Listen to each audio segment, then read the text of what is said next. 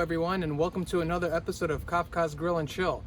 Today I just want to show you a quick and easy method that I use to start my fires. Opposed to using a regular chimney starter, this you just plug it in, and while you're running around getting your grill and everything else ready, your fire is going to start automatically by itself. So basically, as you can see here, I just have this coil and it heats up when you plug it in, and you put the charcoal right on top. I'm going to be doing most of my cooking on this side, so I'm just going to place it like so, plug it in, and put the charcoal on top.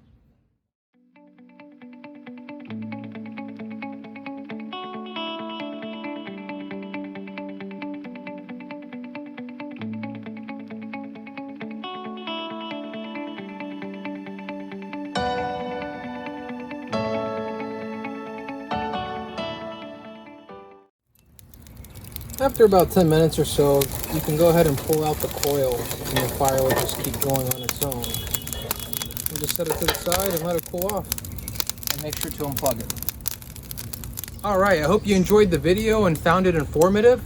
I know there's quite a few different ways to start a fire, but especially when I'm using the Mangal for kebabs, or if I'm using the Weber without the vortex, it's super easy, super simple. I use it every single time.